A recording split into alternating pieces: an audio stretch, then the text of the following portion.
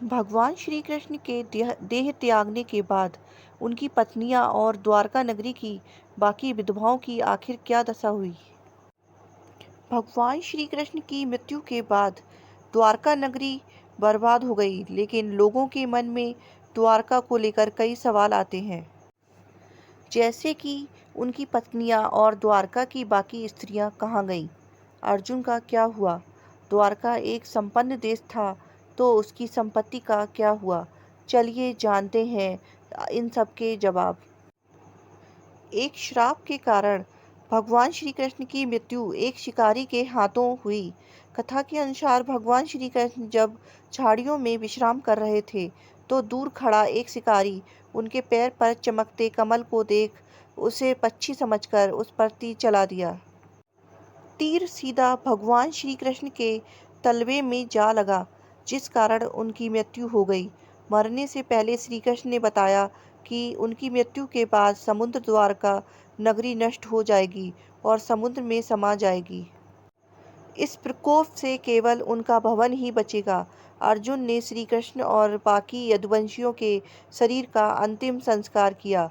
विष्णु पुराण के अनुसार श्री कृष्ण की मृत्यु के बाद उनकी पत्नी रुक्मणी और जाम्बवती ने अग्नि में प्रवेश कर अपने प्राण त्याग दिए। बलराम जी की पत्नी रेवती ने भी देह त्याग कर दिया। अर्जुन ने श्री कृष्ण और बाकी यदुवंशियों के शरीर का अंतिम संस्कार किया। अर्जुन जब द्वारका से निकले, तो भगवान श्री कृष्ण की कई अन्य पत्नियां और यदुवंशियों की स्त्रियां भी खुद के पास मौजूद सारे धन संपत्ति साथ लेकर अर्जुन के साथ चलने लगी। उन्होंने ऐसा श्री कृष्ण के आदेश पर किया था और द्वारका से उनकी यह अंतिम विदाई थी।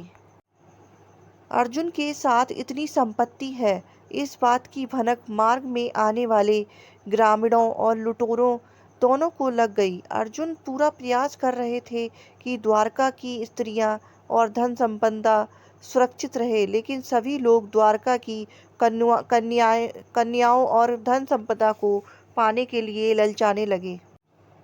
इसलिए सभी ने मिलकर धन को लूटने का फैसला कर लिया और ग्रामीणों को भी लालच देकर उन्हें साथ ले लिया और उनकी मदद से हमला बोल दिया। अर्जुन इस बात से अनजान थे। तभी मार्ग में अचानक उनको लुटेरों ने घेर लिया और लूटपाट करने लगे। अर्जुन ने सबसे लड़ने का प्रयास किया, लेकिन लुटेरों की संख्या बहुत अधिक थी। जब अर्जुन ने देखा कि वो स्त्रियों की संपत्ति लूटते नहीं रोक पा रहे हैं, तो उन्होंने अपना गाड़िब उठा लिया और लुटेरों पर दिव्य बाणों का प्रयोग करना चाहा, लेकिन अर्जुन यह देखकर हैरान रह गए कि उनके अस्त्र चल नहीं पा रहे हैं। अर्जुन बार बार मंत्र बोलकर दिव्यास्त्रों को बुला रहे थे, लेकिन दिव्यास्त्र प्रकट नहीं हुए। अर्जुन का दिव्य गांडीव भी सामान्य धनुष के जैसा बन गया। एक एक बाण से अर्जुन लुटेरों के समूह पर प्रहार कर रहे थे। अर्जुन ने सभी शस्त्र चलाकर देख लिए, लेकिन सभी प्रयास विफल रहे। अर्जुन बेबस होकर देखते रह गए और लुटेरे सारी धन संपदा लूटकर चलते बने। अर्जुन इन सब से व्याकुल हो उठे।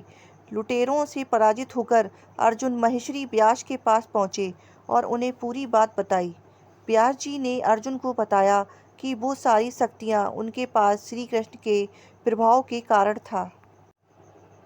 जब तक वह साथ थे, तब तक उनकी शक्तियाँ भी तुम्हारी थीं। उनके जाने के साथ वो शक्तियाँ भी चली गईं। अर्जुन ने व्यास जी के समझाने पर श्री कृष्ण के प्रपौत्र वज्रनाथ जी को यदुवंशियों का राजा बना दिया। वज्रनाभ जी उस समय बहुत छोटे थे, इसलिए राजा परीक्षित जी ने उनका ध्यान रखा और बाद में मथुरा मंडल का राजा बना दिया। वज्रनाभ जी के नाम पर भी मथुरा और आसपास का क्षेत्र वज्रमंडल कहलाता है।